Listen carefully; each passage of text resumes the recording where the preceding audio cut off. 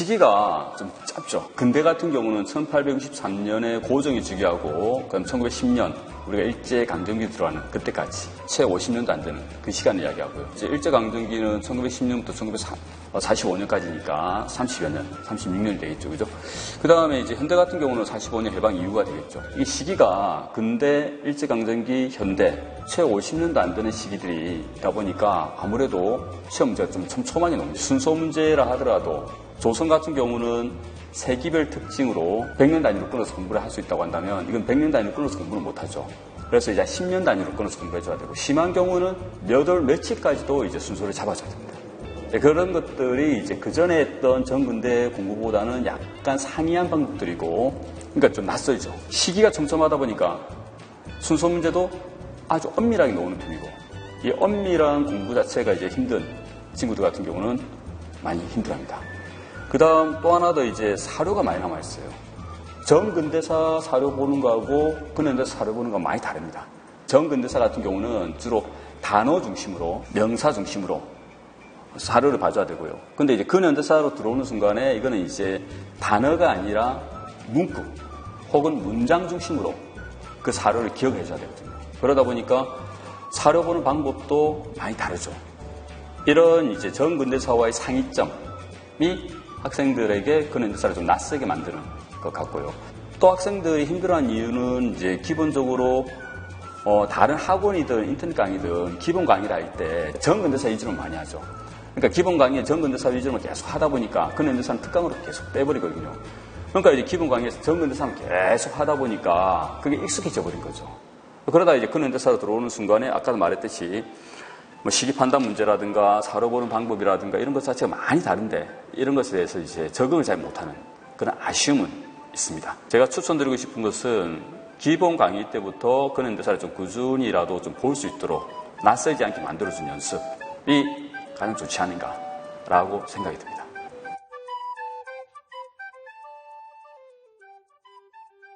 근대 같은 경우는 1863년부터 1910년까지가 48년 정도 되는 시간이죠. 산술적으로 보자면 가장 편한 것은 10년 단위 끊어서 보는 게 맞습니다. 1863년 고종이 즉위하고 난 다음에 1873년 그 다음에 흥성대문이 하야하는 그 시기까지 10년 단위가 하나 끊어지죠.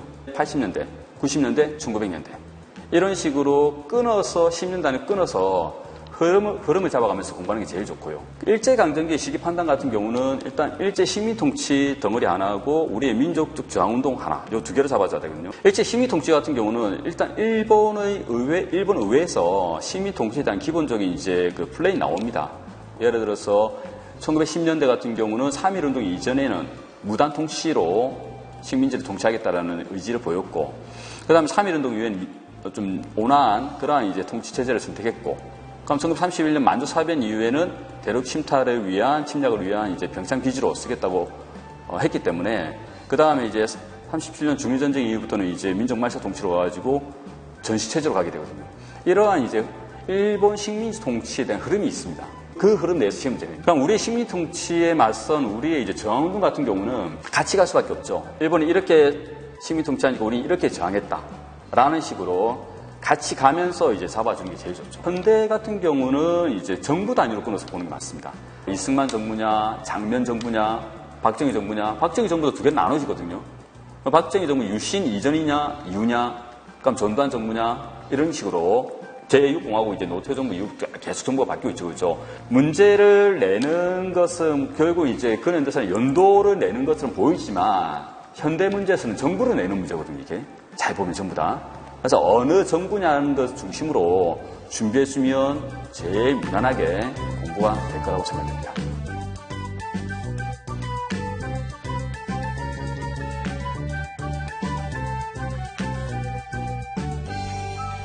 (19년도) 경찰 1차에 나왔던 문제인데 그 문제를 같이 보면서 보도록 할게요. 다음 문법이 시행된 시기의 사실이 아닌 것은 이라고 나오는데 일단 사료가 나오죠. 사료 자체가 이제 아까도 말했듯이 바로 볼 수 있는 사료가 아니라 아주 다양한 사료가 많이 나옵니다. 헌법도 나오고요. 그 다음에 이제 뭐 여러 가지 그 성명서라든가 이런 게 아주 다양하게 나옵니다. 그래서 그런 것들을 좀 많이 봐줘야 되는데 지금 우리가 보는 것은 39조, 40조 이런 나오는 내용에서 통일주체 국민회의라는 것이 힌트가 될 수 있고요. 그 다음에 거기 보면 쭉 내려와가지고 임기가 6년이라는 47조에 보면 임기가 6년이라는 것이 힌트가 될 수 있습니다. 자, 이게 바로 이제 유신헌법이죠. 1972년 10월 달에 나왔던 유신헌법을 이야기하고요. 그러면 이제 유신 정부에 대한 문제입니다. 그러니까 이 시행된 시기라고 했을 때 그 시기는 아까도 말했지 현대는 정부로 바꿔서 문제를 풀어줘야 돼요. 그 밑에 보면 이제 1번 판문점에서 북한군 30여 명이 도끼와 낫 등으로 유엔군과 한국군을 공격하였다. 자, 이게 판문점 도끼 사건인데 판문점 도끼 사건 같은 경우는 연도로 보자면 1976년입니다. 이거 같은 경우는 이제 그냥 연도를 외울 수밖에 없는 문제가 되죠. 연도를 외우더라도 좀 기준을 가지고 연도를 외우라는 겁니다. 정부 안에 들어가는 것 중심으로 연도를 좀 묶어가지고 공부하는 게 제일 편할 겁니다. 판문점 도끼 만행 사건 같은 경우는 이제 1976년이니까 유신헌법이 있었던 시기가 1972년부터 해가지고 제8자헌법 개정이 있었던 1980년까지거든요. 유신헌법 자체가 이제 72년부터 80년까지 있었던 헌법입니다. 그렇기 때문에 그 시기에 들어가는 거죠. 그 다음에 2번 방직회사인 YH 무역의 여성 노동자들이 신민당사에서 농성을 하였다. 이게 YH 무역 사건인데 이건 1979년입니다. 그래서 이제 유신 정권이 무너지게 되는, 붕괴되게 되는 그 근거 중에 하나가 됐죠. 자, 3번. 북한 민족보위성 정찰국 소속의 무장공비 31명이 청와대를 기습하기 위해 서울에 침투했다. 자, 이게 1.2 청와대 습격 사건입니다. 1월 21일에 있었기 때문에 121이라고 보통 이야기하는데 하여튼 이제 무장공비 청와대 습격 사건이고 이건 1968년입니다. 그러니까 이제 같은 박정희 정부는 맞는데 박정희 정부 유신 이전이냐 이후냐를 가지고 판단하고 있죠. 그래서 이거는 이제 유신헌법이 있는 그 시기가 아니기 때문에 답은 3번입니다. 그리고 이런 거죠. 그러니까 이게 만약에 연도를 못했다 하더라도 이것이 박정희 정부 유신 정부 때냐 아니냐 이 흐름 정부라는 것을 가지고 감을 가지고 하자 한다. 그 감이라는 게 굉장히 중요하거든요. 만약 못했다 하더라도 이거는 박정희 정부인데 박정희 정부 초반 그 유신 이전인지 유신 정부인지 이런 것들이 좀 필요할 거라 생각되고요. 4번 헌법을 부정 반대 왜곡하는 일체 행위를 금하는 긴급조치 1호가 공포되었다. 긴급조치 같은 경우는 유신헌법에서 가장 대표적인 악법의 내용 중에 하나죠. 국민의 기본권을 제한할 수 있는 거. 그래서 이제 그 대통령의 명령만으로도 충분히 국민의 기본권을 제한할 수 있죠.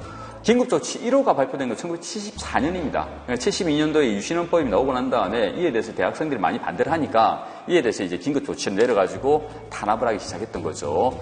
자, 그래서 3번이 답이 됩니다. 두 번째 이제 현대사 공부 효율적인 방법으로 제가 제시해줬던 것은 뭐냐면 사건사 중심으로 공부를 하라라는 내용입니다. 그러면 이제 시기별로 나눴는데 그럼 시기별로 나눠가지고 그 구체적인 내용도 어떻게 공부할 거냐 그랬을 때는 다른 내용보다는 사건 중심으로 세팅해 놓으면 좋아요.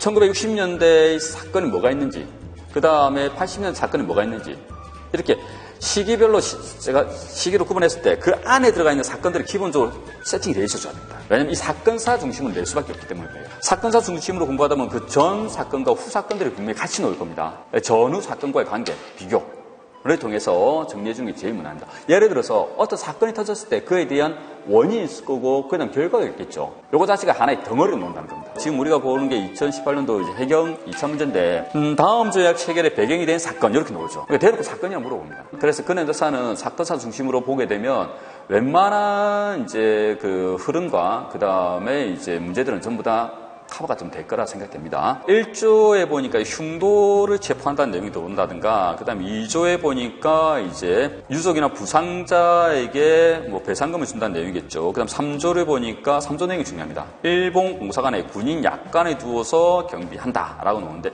이게 우리나라 최초로 이제 외국 경비병 주둔을 허용했던 재물포 조약입니다. 이러한 재물포 조약이라는 사료가 나오게 된 배경이 되었던 사건. 을 물어보는 문제가 되죠. 이건 1882년에 있었던 이모 혼란에 대한 문제가 됩니다.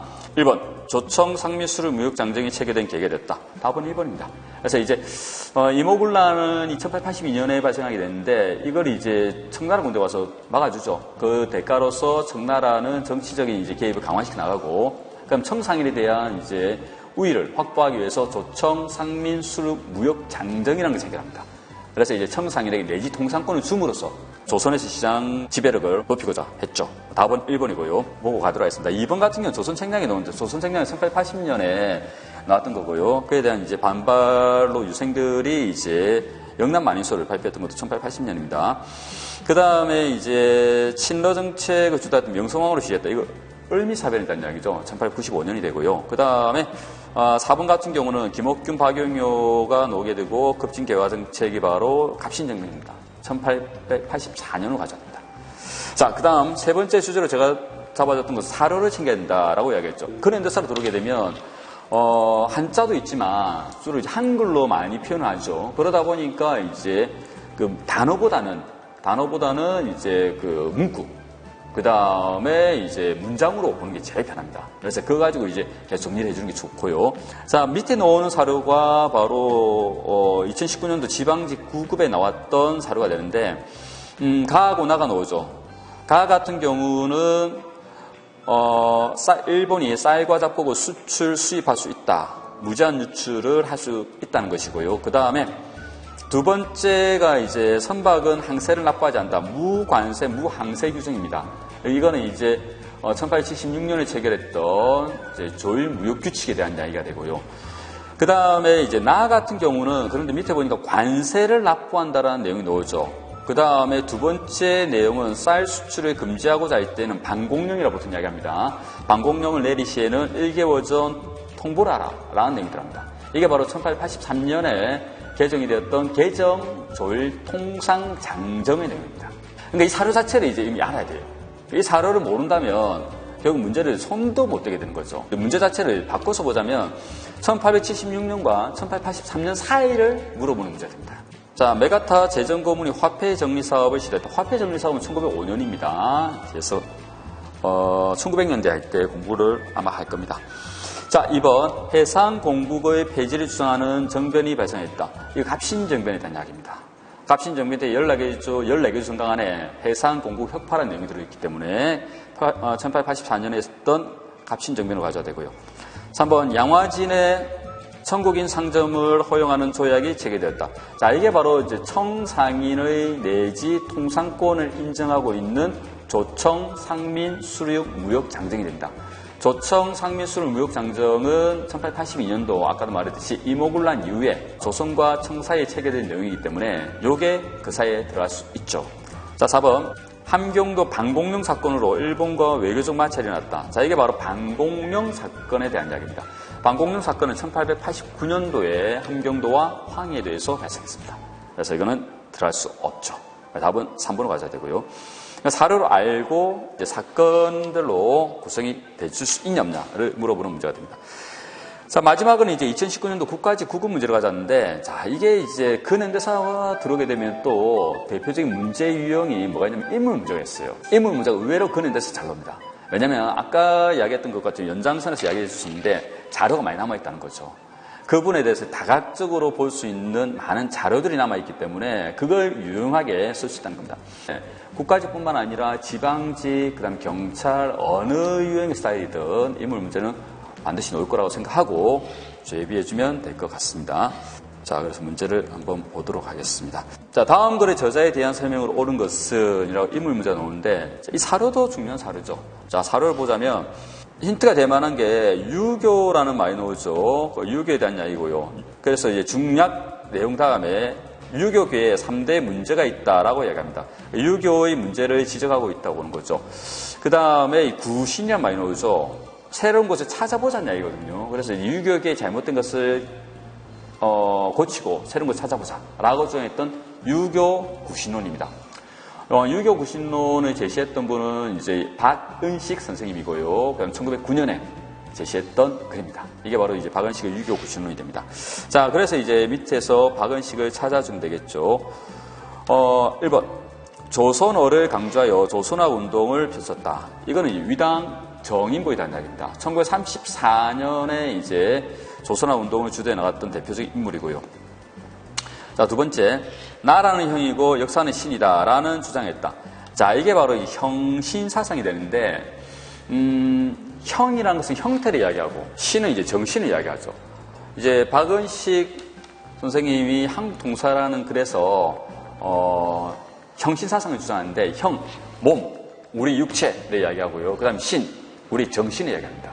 정신을 혼이라 이야기하고 우리의 몸을 백이라 이야기하거든요. 그래서 이걸 형신사상 다른 말로 혼백사상이라 이야기하고 그냥 줄여서 그냥 혼사상이라고 합니다. 답은 2번이 되고요. 3번 주석, 부주석 체제의 대한민국 임시정부에서 주석을 여기만 있다. 대한민국 임시정부가 1940년에 이제 제4차 헌법 개정하게 되고 그때 주석제를 마련하게 되고요. 1944년도에 제5차 헌법 개정해가 주석제와 부주석제를 맞이하게 되는데 그때 전부 다 주석을 지냈던 분은 김구입니다. 3번은 김구가 되고요. 4번 독사신론에서 민족을 역사소설의 주체로 설정하고 사대주의를 비판했다. 독사신론을 쓰신 분은 단재 신처입니다. 1908년에 대한매신부에 실었던 이제 글이고요. 여기서 우리 민족주의 역사학의 방향을 제시했다고 평가를 받고 있는 글이죠. 그래서 답은 2번이 답입니다. 어느 시험이든 상관없이 대체로 여론 스타일이 비슷합니다. 그래서 근현대사 같은 경우는 방금 말해도 이 4개 정도만 원칙을 가지고 공부를 하면 아마 무난하게 공부할 수 있지 않을까. 그리고 분명히 정근대와 공부방식을 좀 바꿔야 된다는 인식이 좀 필요해요. 아까도 말했듯이 연도는 그냥 외울 때는 외워라 했다. 다 외울 필요는 없겠지만 그래도 어느 강의를 듣던 선생님께서 중요하다고 이야기했던 연도 같은 경우는 그냥 외웠어요. 외우는 게 제일 편합니다. 동학농민운동에 대해서 이제 다시 한번 영상 올리겠지만 연도만 외우는 게 또 안 되는 경우도 있어요. 의미 없는 경우도 있습니다. 그런 경우에는 흐름을 잡아줘야 됩니다. 10년 단위의 흐름, 이런 경우 연도를 외우는 거 이런 식으로 계속 자기 공부를 정리해가면 아마 무난하지 않을까라고 생각합니다.